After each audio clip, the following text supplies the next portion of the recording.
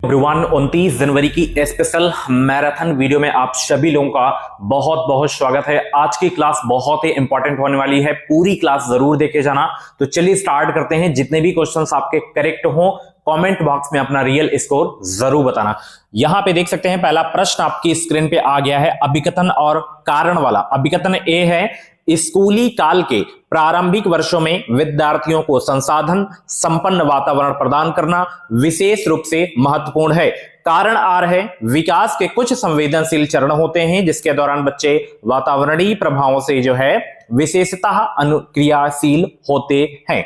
बताइए यहां पे पहले प्रश्न का राइट आंसर क्या हो जाएगा। सीटेड एग्जाम को पास करना है तो इस चैनल को अभी के अभी सब्सक्राइब करके साथ ही बेल आइकन को ऑल पे जरूर से जरूर प्रेस कर लेना। अब आने वाले जो सप्ताह में क्लास होगी, मैराथन क्लास होगी, 100% इसमें से क्वेश्चंस देखने को मिलेंगे, हूबहू क्लास से देखने को मिलेंगे, ठीक है ना।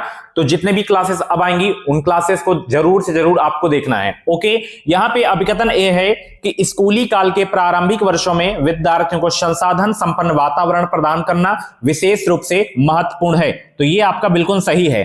कारण आ रहा है, विकास के कुछ संवेदनशील चरण होते हैं जिसके दौरान बच्चे वातावरणीय प्रभाव से विशेषतः अनुक्रियाशील होते हैं, ये भी आपका सही है। और यहां पे आर जो आपका है, कारण आर, ये ए की सही व्याख्या भी कर रहा है। ओके, तो पहला ऑप्शन यहां पे आपका बिल्कुल करेक्ट हो जाएगा। ओके ना। चलिए किसका किसका पहला प्रश्न सही हुआ था। चलिए बहुत अच्छे।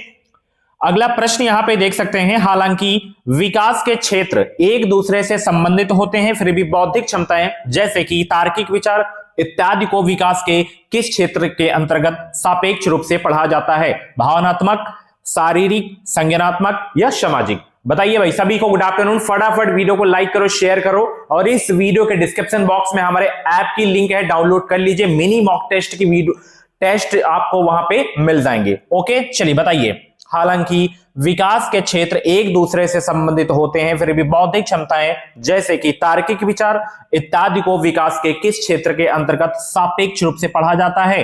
तो यहां पे जितने भी लोग भाई संज्ञानात्मक जवाब दे रहे हैं उनका आंसर बिल्कुल सही हो जाएगा। ओके, चलिए अगला प्रश्न यहां पे देख सकते हैं, ज्यादा बड़ी क्लास नहीं होगी, 35 से 40 मिनट की क्लास होगी। ओके, चलिए नेक्स्ट क्वेश्चन है, प्रारंभिक बाल्यावस्था के दौरान निम्न में से कौन सी संस्था बच्चों के समाजीकरण की प्राथमिक संस्था की भूमिका निभाती है। सामाजिक, मीडिया, परिवार, कानून या धार्मिक संस्थाएं। बताइए सब लोग करेक्ट आंसर क्या होगा।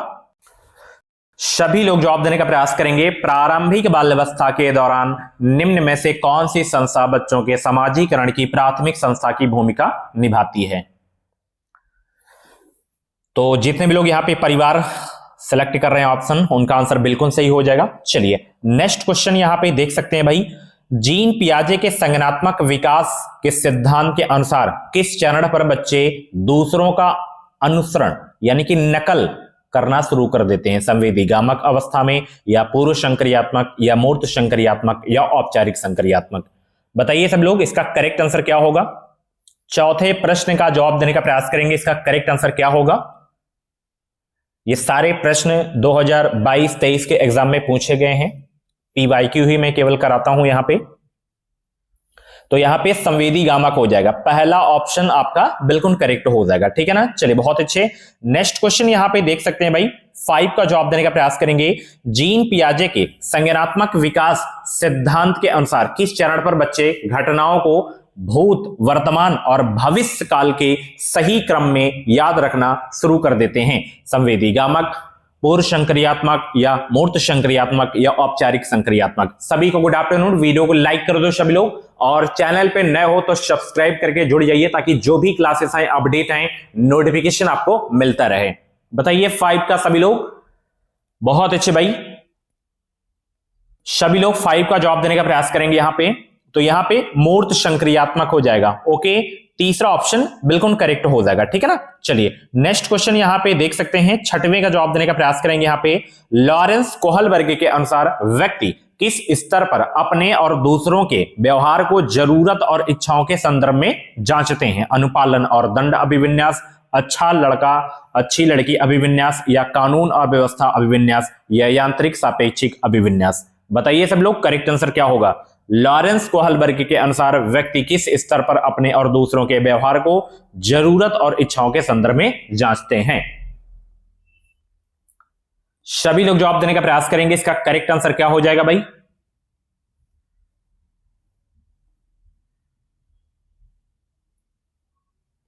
तो यहां पे यांत्रिक सापेक्षिक अभिविन्यास हो जाएगा। ऑप्शन चौथा बिल्कुल करेक्ट हो जाएगा। ठीक है ना। चलिए नेक्स्ट क्वेश्चन यहां पे देख सकते हैं 7। लेवाइगोस्की ने संज्ञानात्मक विकास की प्रक्रिया में डैश और डैश की महत्वता पर बल दिया है। सांस्कृतिक उपकरण और दंड की महत्व पर बल दिया है, या मनोवैज्ञानिक उपकरण और पुरस्कारों पर, या सामाजिक पारस्परिकता और चर्चाओं पर, या जैविक परिपक्वता और प्रतिस्पर्धा। बताइए इसका करेक्ट आंसर क्या होगा? सभी लोग 7 का जवाब देने का प्रयास करेंगे। सभी को गुड आफ्टरनून। वीडियो को लाइक शेयर जरूर करें सब लोग, और चैनल पर नए हो तो सब्सक्राइब जरूर कर लेना, और ऐप जो हमारा है डाउनलोड कर लीजिए। वहां पे आपको मिनी टेस्ट देखने को मिल जाएंगे। चलिए यहां पे देख सकते हैं तीसरा ऑप्शन बिल्कुल करेक्ट होगा, सामाजिक पारस्परिकता और चर्चाओं। ठीक है। और आप सभी को बताएं कि कल यूपी टेट का भाई नया सिलेबस जारी किया गया है, तो आप हमारे ऐप से इस सिलेबस को डाउनलोड कर सकते हैं फ्री में। आप वहां से जाइए, डाउनलोड करिए, पीडीएफ डाउनलोड कर सकते हैं। चलिए, अर्थपूर्ण अधिगम को बढ़ावा देने के लिए एक अध्यापिका को किसकी भूमिका निभानी चाहिए और विद्यार्थियों को किसके अवसर देने चाहिए? सुसाधक, ज्ञान सर्जन के सक्रिय भागीदार बनने, या आदेशक एंड जानकारी के निष्क्रिय ग्रहणकर्ता, या जानकारी संभारक या ज्ञान के वशवर्ती ग्रहणकर्ता, या अनुदेशक अनुकरण करता। बताइए सब लोग करेक्ट आंसर क्या होगा भाई? सभी लोग 8 का जवाब देने का प्रयास करेंगे। यहां पे अर्थपूर्ण अधिगम को बढ़ावा देने के लिए एक अध्यापिका को सुसाधक की भूमिका निभानी चाहिए। किसकी? सुसाधक की भूमिका निभानी चाहिए, और विद्यार्थियों को ज्ञान सर्जन के सक्रिय भागीदार बनने के अवसर देने चाहिए। ठीक है ना। ऑप्शन यहां पे पहला आपका बिल्कुल करेक्ट हो जाएगा। नेक्स्ट क्वेश्चन यहां पे देख सकते हैं भाई, 9 का जवाब देने का प्रयास करेंगे। प्रगतिशील शिक्षा निम्न में से किसका समर्थन करती है? अध्यापक केंद्रित शिक्षा शास्त्र का, या अधिगमकर्ता द्वारा स्वमूल्यांकन, या मानकीकृत पाठ्य चर्चा, या व्यवहार का अनुकूलन। बताइए सब लोग इसका करेक्ट आंसर क्या होगा? प्रगतिशील शिक्षा निम्न में से किसका समर्थन करती है? तो अध्यापक केंद्रित नहीं होगा, मानकीकृत नहीं होगा, व्यवहार का अनुकूलन नहीं होगा, अधिगमकर्ता द्वारा स्वमूल्यांकन हो जाएगा। ऑप्शन दूसरा आपका बिल्कुल करेक्ट हो जाएगा। ठीक है ना। चलिए बहुत अच्छे। अगला प्रश्न यहां पे देख सकते हैं, 10 का जवाब देने का प्रयास करेंगे। अनीता वैचारिक कौशल जैसे कि कारण, प्रभाव, संबंध का इस्तेमाल होने वाली पहेलियों और समस्याओं को काफी अच्छी तरह सुलझाती है। हार्वर्ड गार्डनर के बहुबुद्धि सिद्धांत के अनुसार अनीता के पास उच्च स्तर की तार्किक गणितीय बुद्धि है, या संगीतीय बुद्धि है, या शारीरिक गति संवेगी बुद्धि है, या अंतर्वैयक्तिक बुद्धि है। बताइए यहां पे करेक्ट आंसर क्या होगा भाई? अनीता वैचारिक कौशल जैसे कि कारण, प्रभाव, संबंध का इस्तेमाल होने वाली पहेलियों और समस्याओं को काफी अच्छी तरह सुलझाती है। हार्वर्ड गार्डनर के बहुबुद्धि सिद्धांत के अनुसार अनीता के पास उच्च स्तर की कौन सी बुद्धि है? सभी लोग 10 का जवाब देने का प्रयास करेंगे। यहां पे इसका करेक्ट आंसर क्या होगा? तो यहां पे तार्किक गणितीय बुद्धि हो जाएगा। पहला ऑप्शन यहां पे आपका भाई करेक्ट हो जाएगा। चलिए नेक्स्ट क्वेश्चन यहां पे देख सकते हैं 11। यहां पे अभिकथन और यहां पे तर्क वाला प्रश्न है। अभिकथन ए है, एक अध्यापिका को अपने विद्यार्थियों को किसी कार्य पर काम करते समय अपने विचारों और चिंतन प्रक्रिया के मौखिकीकरण हेतु प्रोत्साहित करना चाहिए। बिल्कुल सही है। कारण आ रहा है, निजी वाक्य विद्यार्थियों में उच्चतर श्रेणी के संज्ञानात्मक कौशलों के विकास में बाधक होता है। बताइए यहां पे करेक्ट आंसर क्या होगा भाई? बहुत इंपॉर्टेंट क्वेश्चन है आपके एग्जाम के लिए। देखिए अभिकथन ए तो सही है, कारण आर को बताइए कि यह सही है या गलत है। अगर सही है तो व्याख्या कर रहा है या नहीं कर रहा है। बताइए 11 का करेक्ट आंसर क्या हो जाएगा? बहुत अच्छे भाई, सभी लोग जवाब देने का प्रयास करेंगे यहां पे।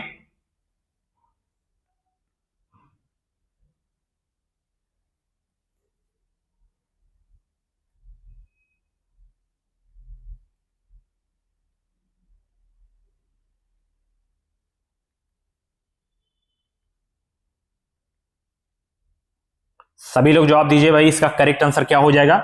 यहां पे देखिए, निजी वाक्य विद्यार्थियों में उच्चतर श्रेणी के संज्ञानात्मक कौशलों के विकास में बाधक होता है। यहां पे निगेटिव है, तो ये आपका गलत हो जाएगा। ठीक है ना। ए सही है लेकिन आर यहां पे गलत है। ठीक है ना। चलिए बहुत अच्छे।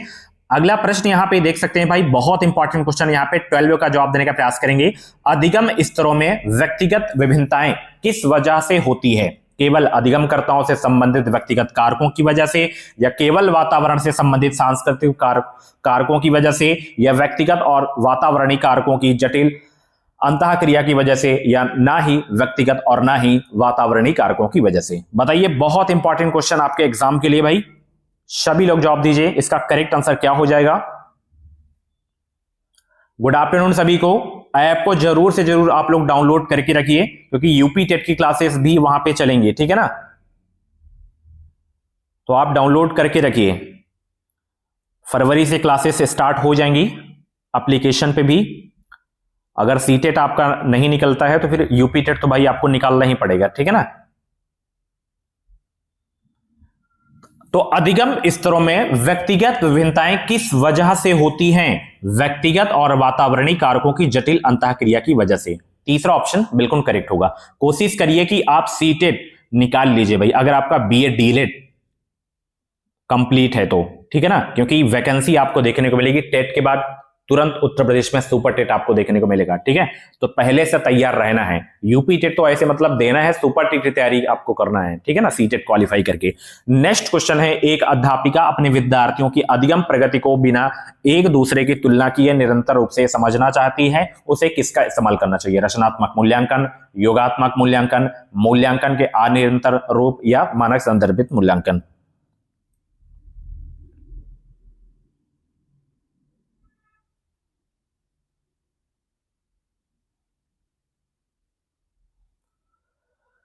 बताएंगे सब लोग भाई। एक अध्यापिका अपने विद्यार्थियों की अधिगम प्रगति को बिना एक दूसरे की तुलना किए निरंतर रूप से समझना चाहती है, उसे किसका इस्तेमाल करना चाहिए? यहां पे रचनात्मक मूल्यांकन का, ठीक है ना।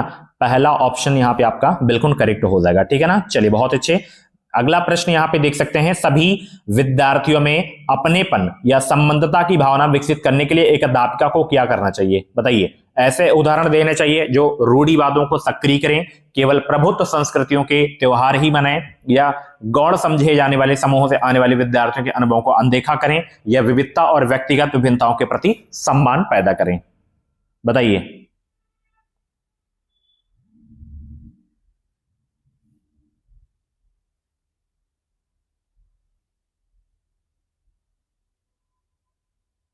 सभी लोग जवाब देने का प्रयास करेंगे।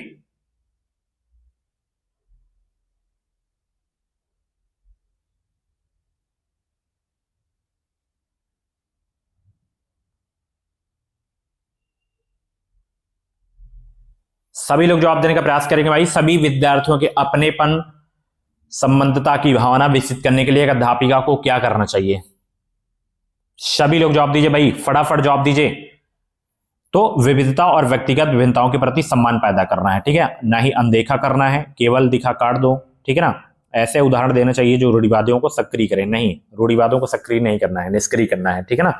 तो चौथा ऑप्शन बिल्कुल करेक्ट होगा, ठीक है ना। चलिए अगला प्रश्न यहां पे देख सकते हैं भाई, कि विद्यार्थियों में समालोचनात्मक चिंतन के विकास हेतु निम्न में से क्या सहायक नहीं है? विचारों की अनम्यता, परासंज्ञान, स्व पूछताछ और स्व आकलन, या सुझाए समाधानों का मूल्यांकन।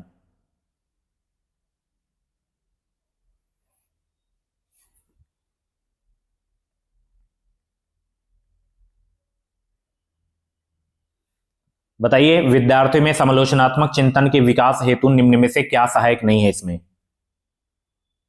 सभी लोग जवाब दीजिए, इसका करेक्ट आंसर क्या होगा? तो यहां पे विचारों की अनम्यता ये नहीं सहायक है, पहला ऑप्शन बिल्कुल करेक्ट हो जाएगा, ठीक है ना। चलिए अगला प्रश्न यहां पे देख सकते हैं, 16 का जवाब देने का प्रयास करेंगे। समावेशी शिक्षा निम्न में से किनकी जरूरतों को पूरा करती है? बताइए सब लोग। समावेशी शिक्षा निम्न में से किनकी जरूरतों को पूरा करती है?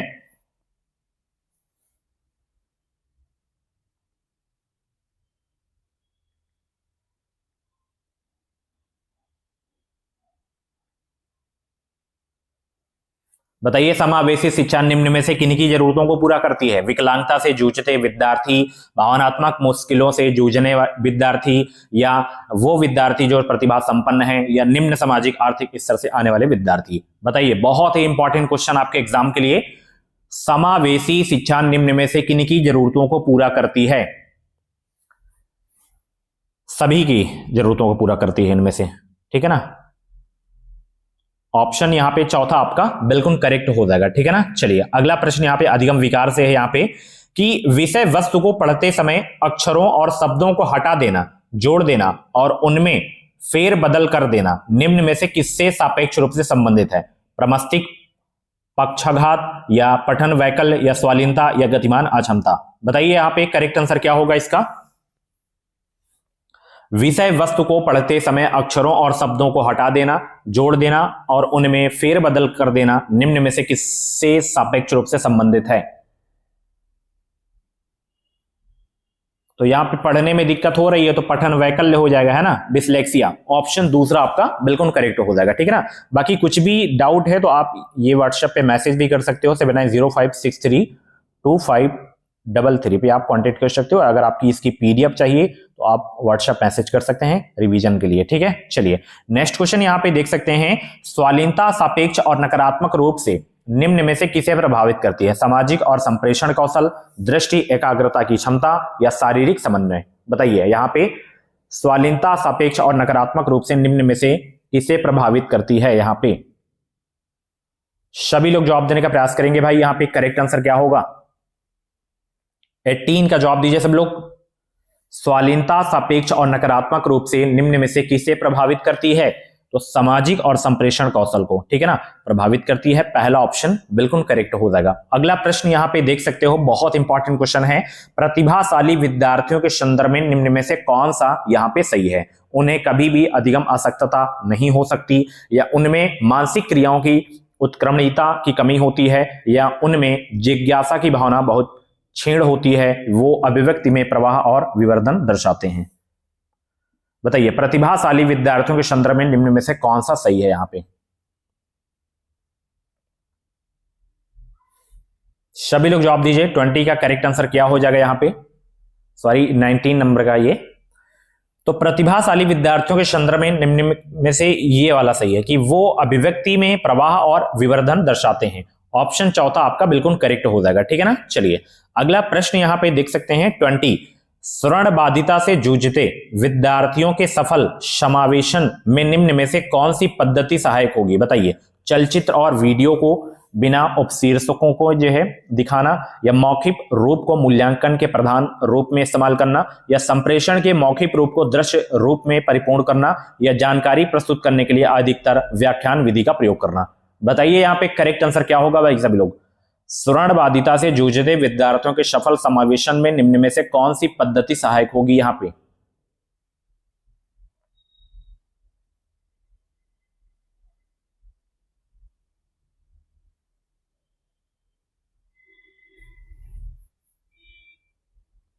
तो संप्रेषण के मौखिक रूप को जो है दृश्य रूप में परिपूर्ण करना है, ठीक है ना। तो तीसरा ऑप्शन यहां पे आपका बिल्कुल करेक्ट हो जाएगा, ठीक है ना। चलिए नेक्स्ट क्वेश्चन यहां पे 21 का जवाब देने का प्रयास करेंगे। बच्चे किससे की ओर सीखते हैं? अमूर्त से मूर्त की ओर सीखते हैं, या सांकेतिक से चित्रात्मक की ओर सीखते हैं, या विशिष्ट से सामान्य की ओर, या सरल से जटिल की ओर? बताइए यहां पे करेक्ट आंसर क्या होगा? बहुत अच्छे, सभी लोग जवाब देने का प्रयास करेंगे। यहां पे 21 का करेक्ट आंसर क्या होगा? बच्चे किससे, बताइए सब लोग। तो यहां पे सरल से जटिल की ओर हो जाएगा, ठीक है ना। बच्चे जो है सरल से जटिल की ओर सीखते हैं। ऑप्शन चौथा बिल्कुल करेक्ट हो जाएगा। नेक्स्ट क्वेश्चन यहां पे 22 का जवाब देने का प्रयास करेंगे। निम्न में से कौन सी अधिगम युक्ति जानकारी के प्रक्रमण में प्रभावशाली नहीं होगी? अधोरेखांकन और चिन्हांकित करना, स्मृति सहायक विधियों का प्रयोग, उदाहरण सृजन करना, या निष्क्रिय अनुवाचन करना। सॉरी, बताइए यहां पे करेक्ट आंसर क्या होगा? क्वेश्चन आपका निगेटिव है ना, तो निगेटिव देखिए यहां पे कहां पे है, चारों में से बताइए कहां पे निगेटिव है? निष्क्रिय, ये निष्क्रिय अनुवाचन करना ये नहीं होगा आपका, ठीक है ना। तो चौथा ऑप्शन बिल्कुल आपका करेक्ट हो जाएगा। ओके नेक्स्ट क्वेश्चन यहां पे देख सकते हो भाई 23 का जवाब देने का प्रयास करेंगे। यहां पे अभिगतन और यहां पे कारण वाला प्रश्न है कि किसी संप्रत्यय को पढ़ाते समय एक अध्यापक को उदाहरण और गैर उदाहरण दोनों पर ही चर्चा करनी चाहिए। कारण आ रहा है, गैर उदाहरण विद्यार्थियों को भ्रमित कर देते हैं और किसी संप्रत्यय को पढ़ाने के लिए अप्रासंगिक होते हैं। बताइए फटाफट जवाब दीजिए भाई सभी लोग, 23 का करेक्ट आंसर क्या होगा? और अभी भी वीडियो की लाइक की संख्या बहुत ही कम है। फटाफट वीडियो को लाइक करिए, आप लोगों के लिए इतने मैं मेहनत करता हूं तो फटाफट वीडियो को लाइक करिए सब लोग। और भी सब्जेक्ट की वीडियोस अगर आप लोगों को देखनी हो तो आप प्लेलिस्ट में जाइए, वहां पे मिल जाएंगी, ठीक है ना। तो यहां पे ए सही है लेकिन आर आपका यहां पे गलत है, ठीक है ना। चलिए तीसरा ऑप्शन बिल्कुल करेक्ट हो जाएगा। अगला प्रश्न यहां पे 24 का जवाब देने का प्रयास करेंगे यहां पे कि राधिका अपने विद्यार्थियों को किसी परिस्थिति को विविध रूप से प्रस्तुत करने, समझने, मूल्यांकन करने और प्रतिबिंबित करने के लिए प्रोत्साहित करती है। ऐसा करके वह अपने विद्यार्थियों में किसके चिंतन के विकास को सुसाधित कर रही है? अपसारी चिंतन के विकास को, या अभिसारी, या बाह्य रूप से अनुकूलित, या अतार्किक? बताइए यहां पे करेक्ट आंसर क्या होगा। 24 का जवाब देने का प्रयास करेंगे सब लोग।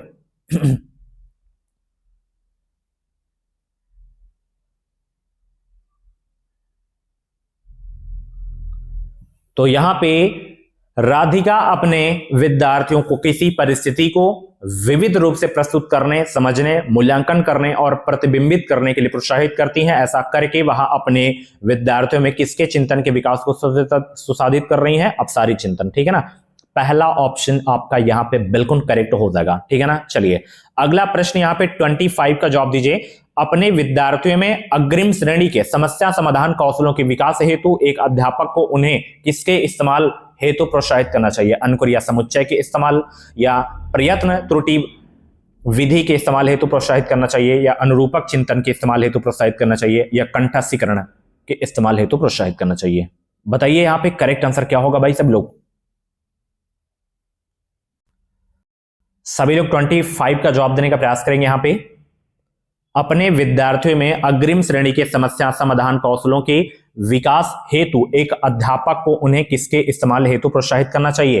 प्रयत्न त्रुटि विधि के इस्तेमाल हेतु प्रोत्साहित करना चाहिए। ऑप्शन दूसरा आपका बिल्कुल करेक्ट हो जाएगा, ठीक है ना। चलिए अगला प्रश्न यहां पे देख सकते हैं 26। अपनी स्वयं की चिंतन प्रक्रिया का निरीक्षण करने, प्रतिबिंब करने, तदनुसार रूपांतरण करने की क्षमता को कंठस्थीकरण कहा जाता है, या विस्मरण कहा जाता है, या चयनात्मक ध्यान कहा जाता है, या परसंज्ञान कहा जाता है? बताइए यहां पे करेक्ट आंसर क्या होगा भाई। अपनी स्वयं की चिंतन प्रक्रिया का निरीक्षण करने, प्रतिबिंब करने और तदनुसार रूपांतरण करने की क्षमता को क्या कहा जाता है? परसंज्ञान कहा जाता है। ऑप्शन यहां पे चौथा बिल्कुल करेक्ट हो जाएगा, ठीक है ना। चलिए नेक्स्ट क्वेश्चन यहां पे देख सकते हैं। जानकारी प्राक्रमण कौशल जैसे कि अनुस्मरण व्यक्तियों की भावनात्मक स्थिति से संबंधित नहीं है, या भावनाओं से महत्वपूर्ण रूप से प्रभावित होते हैं, या नकारात्मक भाव जैसे कि उच्च स्तरीय चिंता के से जो है सकारात्मक रूप से प्रभावित होते हैं, या सकारात्मक भाव जैसे कि जिज्ञासा के नकारात्मक रूप से प्रभावित होते हैं? बताइए भाई फटाफट जवाब दीजिए, इसका करेक्ट आंसर क्या होगा यहां पे। सभी लोगों का आंसर आना चाहिए भाई कमेंट बॉक्स में। तो जानकारी प्राक्रमण कौशल जैसे कि अनुस्मरण ये भावनाओं से महत्वपूर्ण रूप से प्रभावित होते हैं, ठीक है ना। तो दूसरा ऑप्शन यहां पे आपका बिल्कुल करेक्ट हो जाएगा, ठीक है ना। चलिए नेक्स्ट क्वेश्चन यहां पे 28 का जवाब देने का प्रयास करेंगे। किसके लिए सीखना वह अभिप्रेरणा का उदाहरण है? जानकारी की उत्सुकता की पूर्ति के लिए सीखना वह अभिप्रेरणा की उदाहरण है, या संप्रेषण को समझने, या दोस्तों के बीच लोकप्रियता पाने के लिए, या संदेहों को दूर करने के लिए? बताइए 28 का करेक्ट आंसर क्या होगा।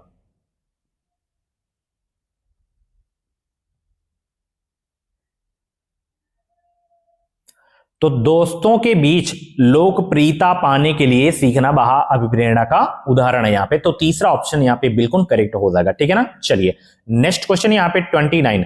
अधिगम सबसे अधिक प्रभावशाली और अर्थपूर्ण होता है अगर विषय वस्तु विद्यार्थियों के सामाजिक परिवेश से संबंधित हो, या शिक्षा शास्त्र मुख्यतः अध्यापक केंद्रित हो, या अधिगम लक्ष्य प्रदर्शन अभिमुखी हो, या विद्यार्थियों को ज्ञान सर्जन के अवसर ना दिए जाएं। बताइए अधिगम सबसे अधिक प्रभावशाली और अर्थपूर्ण होता है अगर क्या किया जाए?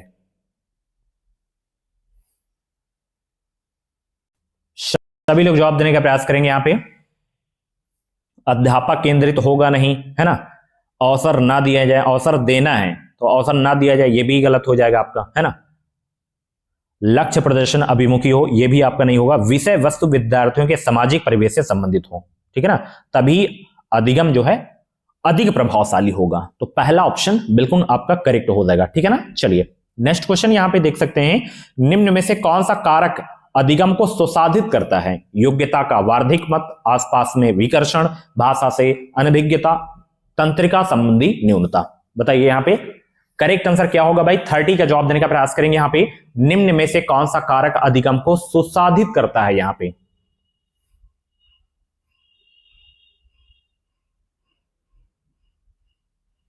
तो यहां पे योग्यता का वार्धिक मत हो जाएगा। ऑप्शन यहां पे आपका पहला वाला बिल्कुल करेक्ट हो जाएगा। ठीक है ना। चलिए अब स्टार्ट हो रहे हैं भाई हिंदी पेडागॉजी के प्रश्न। चलिए पठन के मुख्य उद्देश्यों में से एक कौन सा है? बताइए। प्रवाह के साथ पढ़ना, ऊंचे स्वर और स्पष्ट रूप से पठन, या पाठ्य सामग्री में से अर्थ निकालना, या पठन के समय विराम चिन्हों और स्वर शैली का प्रयोग करना। बताइए भाई हिंदी पेडागॉजी के प्रश्न स्टार्ट हो गए हैं, फटाफट जवाब दीजिए। इसका करेक्ट आंसर क्या हो जाएगा? गोली की रफ्तार से उत्तर आना चाहिए सभी का। और अब अंतिम समय है, जितना हो सके उतना क्वेश्चन की प्रैक्टिस आपको कर लेना है। बताइए पठन के मुख्य उद्देश्यों में से एक है कौन सा?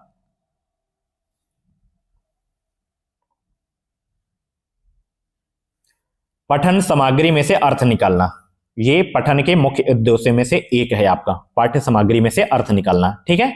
चलिए अगला प्रश्न डियर आपकी स्क्रीन पे आ गया है। यहां पे सार्वभौमिक व्याकरण पदावली नॉम चॉम्स्की द्वारा दी गई है। सार्वभौमिक व्याकरण जो है सभी के द्वारा अनुसारित बुनियादी व्याकरणिक सिद्धांतों का समूह है और लोगों द्वारा आसानी से पहचाना जाता है। यह सभी प्राकृतिक भाषाओं के लिए बुनियादी व्याकरणिक सिद्धांतों का समूह है। यह सभी प्राकृतिक भाषाओं के लिए आधारभूत अग्रवर्ती व्याकरणिक सिद्धांतों का समूह है। यह सार्वभौमिक रूप से मानवीय कार्य अभ्यास हैं जिन्हें समय के साथ साथ जो है व्याकरण के रूप में जाना गया। बताइए यहां पे करेक्ट आंसर क्या होगा भाई?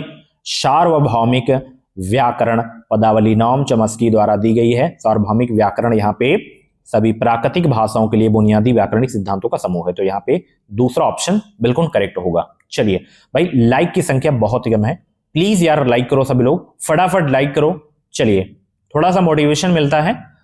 चलिए अगला प्रश्न है, भाषा अध्यापक को प्राथमिक स्तर पर पोस्टर, चित्र एवं अन्य प्रकार की पठन सामग्रियों का प्रदर्शन किस ऊंचाई पर करना चाहिए? उन्हें सुरक्षित रखने और फटने से बचाने के लिए इन ऊंचाई पर रखना चाहिए जहां शिक्षार्थी ना पहुंच सकें, या इस सुविधाजनक ऊंचाई पर होने चाहिए जहां शिक्षार्थी उन्हें छू सकें और पढ़ सकें, या कक्षा के बाहर बुलेटिन बोर्ड पर लगाने चाहिए, या पुस्तकालय में लगाने चाहिए जहां शिक्षार्थी जाएं और सामग्री की खोज कर सकें।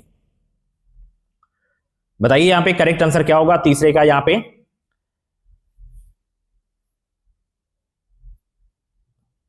भाषा अध्यापक को प्राथमिक स्तर पर पोस्टर, चित्र एवं अन्य प्रकार की पठन सामग्रियों का प्रदर्शन किस ऊंचाई पर करना चाहिए? इस सुविधाजनक ऊंचाई पर होने चाहिए जहां शिक्षार्थी उन्हें छू सकें और पढ़ सकें। तो दूसरा ऑप्शन यहां पे बिल्कुल करेक्ट होगा। थोड़ा सा समय लीजिए ऑप्शन पढ़ने में, बट उत्तर सही आना चाहिए। ठीक है। चलिए बुनियादी साक्षरता एवं गणित, जिसे FLN बोला जाता है, मिशन सफलतापूर्वक क्रियान्वित करने के लिए क्या महत्वपूर्ण है? पूर्व विद्यालय से ही अंग्रेजी भाषा लागू करना, या नियमित रूप से कक्षा परीक्षण आयोजित कर आकलन को बाल मित्रवत बनाना, या उन भाषाओं का प्रयोग करना जिनसे शिक्षार्थी परिचित हो, या जो है निर्देश का माध्यम बदलकर अंग्रेजी माध्यम कर देना। बताइए भाई यहां पे करेक्ट आंसर क्या होगा?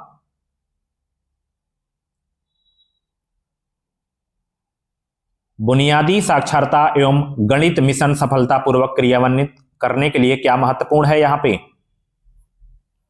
उन भाषाओं का प्रयोग करना जिनसे शिक्षार्थी परिचित हैं। तो तीसरा ऑप्शन यहां पे आपका बिल्कुल करेक्ट हो जाएगा। ठीक है ना। चलिए नेक्स्ट क्वेश्चन यहां पे देख सकते हैं, गीतिका बिहार में रहती थी, वह अपने पिता के साथ दिल्ली आई और आपकी कक्षा में पढ़ने लगी। वह मैथिली भाषा बोलती है, आप उससे सहयोगियों के साथ, सहपाठियों के साथ घुलने मिलने के लिए कहेंगे और अब तक जो काम कक्षा में हुए हैं उन्हें जानने के लिए कहेंगे, या आप उससे अनौपचारिक रूप से बात करेंगे, उसकी मैथिली भाषा को स्वीकृत करेंगे जिससे कि वह नई स्थिति में सहज महसूस करे, या आप उससे विद्यालय की माध्यम भाषा हिंदी में बात करेंगे जिससे कि वह जल्दी से जल्दी हिंदी सीख ले, या आप उसे हिंदी लेखन के बहुत से अभ्यास कर देंगे क्योंकि उसे हिंदी सीखनी है। बताइए यहां पे करेक्ट आंसर क्या होगा? यहां पे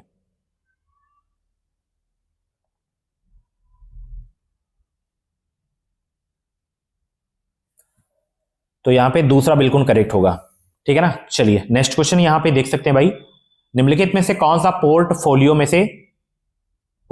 में नहीं रखा जा सकता? चित्रकारी, कार्यपत्रक, कक्षा में हुई चर्चा या फोटोग्राफ? बताइए निम्नलिखित में से कौन सा पोर्टफोलियो में नहीं रखा जा सकता है?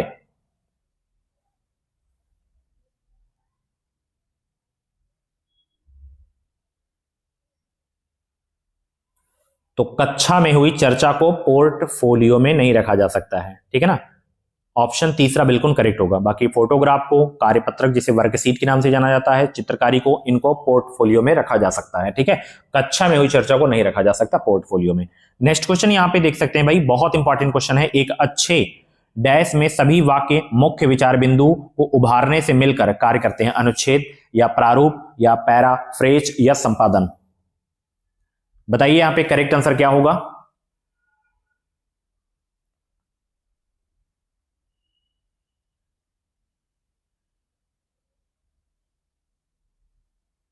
तो एक अच्छे जो है अनुच्छेद में सभी वाक्य मुख्य विचार बिंदु को उभारने में मिलकर कार्य करते हैं। अनुच्छेद होगा यहां पे, पहला ऑप्शन बिल्कुल करेक्ट होगा, ठीक है ना। चलिए नेक्स्ट क्वेश्चन यहां पे देख सकते हैं, पठन का कौन सा तरीका पंक्ति दर पंक्ति से संकेत देता है? विस्तृत पठन, सास्वर पठन, गहन पठन, निर्देशित पठन?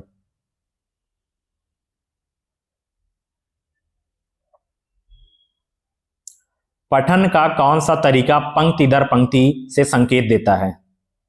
गहन पठन। यहां पे तीसरा ऑप्शन बिल्कुल करेक्ट हो जाएगा, ठीक है ना। चलिए नेक्स्ट क्वेश्चन यहां पे देख सकते हैं, कक्षा में मुद्रित समृद्ध प्रवेश को किस रूप में वर्णित किया जा सकता है? बताइए। एक खेल कक्ष के रूप में जिसमें जो है कई झुनझुने व खिलौने हैं, या कक्षा में पठन कोना, या कक्षा में प्रदर्शित बच्चों का कार्य, चार्ट, पोस्टर, कविताएं आदि, या कक्षा में ऐसा स्थान जहां विद्यार्थियों की कॉपियां, कक्षा प्रदत्त कार्य और गृह कार्य रखा जा सके?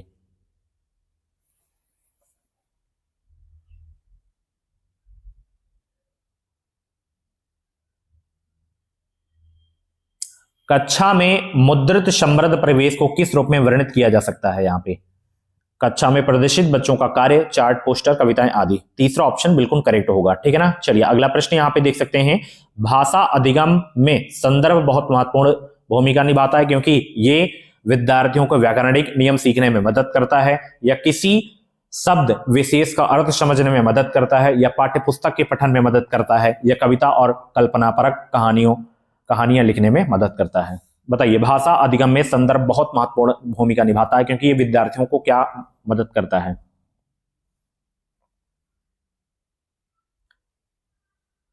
क्योंकि ये विद्यार्थियों को जो है किसी शब्द विशेष का अर्थ समझने में मदद करता है। तो दूसरा ऑप्शन बिल्कुल करेक्ट हो जाएगा, ठीक है ना। चलिए अगला प्रश्न यहां पे है, भाषा के बुनियादी वर्षों में पढ़ाई का माध्यम बच्चों की मातृभाषा होनी चाहिए क्योंकि यह दूसरे विषयों को समझने में मदद करता है, या अध्यापक के लिए बच्चों की भाषा में अवधारणाएं समझना आसान है क्योंकि सभी अध्यापक बहुभाषी होते हैं। विद्यालय में मातृभाषा में पढ़ाना महत्वपूर्ण नहीं है क्योंकि पढ़ाई के दूसरे माध्यमों पर ध्यान देना चाहिए, या इससे कक्षा को बहुभाषी बनाने में मदद मिलती है और विद्यार्थियों को कक्षा में प्रयोग की जा रही सभी भाषाओं में निपुणता प्राप्त करने में मदद की जा सकती है। बताइए यहाँ पे करेक्ट आंसर क्या होगा? सभी लोग जवाब दीजिए भाई। और क्लास समाप्त तो ही होने वाली है और लाइक की संख्या अभी भी बहुत कम है, फटाफट लाइक कर दीजिए सब लोग, लास्ट बार बोल रहा हूं मैं। भाषा के बुनियादी वर्षों में पढ़ाई का माध्यम बच्चों की मातृभाषा होनी चाहिए क्योंकि यह दूसरे विषयों को समझने में मदद करता है। पहला ऑप्शन यहां पे बिल्कुल करेक्ट हो जाएगा, ठीक है ना। चलिए अगला प्रश्न यहां पे देख सकते हैं, निम्नलिखित में से कौन सा जो है पद वाइगोस्की के सामाजिक सांस्कृतिक सिद्धांत से संबंधित है? सामाजिक अंतःक्रिया, मदद या निकट विकास का क्षेत्र, या भाषा अर्जन उपकरण? निम्नलिखित में से कौन सा पद वाइगोस्की के सामाजिक सांस्कृतिक सिद्धांत से संबंधित नहीं है? तो भाषा अर्जन उपकरण ये नहीं है आपका, ऑप्शन चौथा बिल्कुल करेक्ट हो जाएगा, ठीक है ना। चलिए नेक्स्ट क्वेश्चन यहां पे, ध्वनि ग्रामिक जागरूकता किससे संबंधित है? ध्वनिग्राम और चित्रग्राम के मध्य संबंध स्थापित करने की योग्यता, या बोले जा रहे शब्दों में स्वनिम को पहचानने और प्रयोग करने की योग्यता, या सटीकता और प्रवाह के साथ शब्दों को पढ़ना, या सही वर्तनी के साथ लिखना? बताइए, ध्वनि ग्रामिक जागरूकता किससे संबंधित है?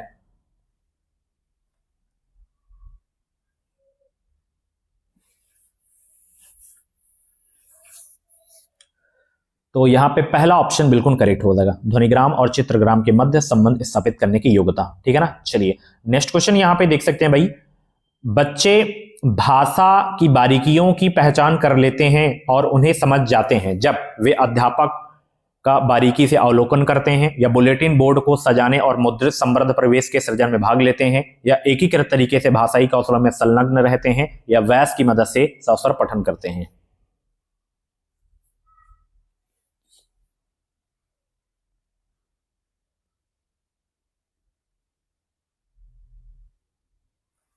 तो यहां पे एकीकृत तरीके से भाषाई कौशल में संलग्न रहते हैं, तीसरा ऑप्शन यहां पे बिल्कुल करेक्ट होगा। ठीक है। चलिए लास्ट क्वेश्चन यहां पे है, निम्नलिखित में से कौन सा भाषा अधिगम के बारे में सही है? बताइए, चारों में से पढ़िए, बताइए आप लोग कि भाषा अधिगम के बारे में सही है कौन सा?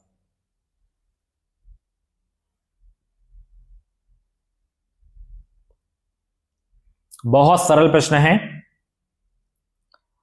पहला ऑप्शन यहां पे है कि एक भाषा में निपुणता का विकास दूसरी भाषाओं के विकास में बाधित करता है, नहीं। मातृभाषा में निपुणता दूसरी भाषा के सीखने में कठिनाई उत्पन्न करती है, नहीं। लंबी अवधि में मातृभाषा के माध्यम से अधिगम होने से दूसरी भाषाओं को सीखने के लिए समय नहीं बचता, यह भी नहीं होगा। ठीक है ना। तो विभिन्न भाषाओं में निपुणता का विकास अंतर संबद्धता से होता है, तो दूसरा ऑप्शन बिल्कुल करेक्ट होगा, यही आपका सही है। ठीक है। सो फ्रेंड्स, ये थी आज 29 जनवरी की स्पेशल क्लास। कैसी रही क्लास? कमेंट बॉक्स में अपना फीडबैक जरूर देना। 45 प्रश्न में से जितने भी प्रश्न आपके सही हुए हो, कमेंट बॉक्स में अपना रियल स्कोर जरूर बताना। ठीक है। तो thank you so much, bye bye, take care. बाकी आप लोग आज कमेंट करना कि आपका एग्जाम कब है, 7 फरवरी को या 8 फरवरी को, कमेंट बॉक्स में जरूर बताना। ठीक है। Thanks for watching, bye bye, take care.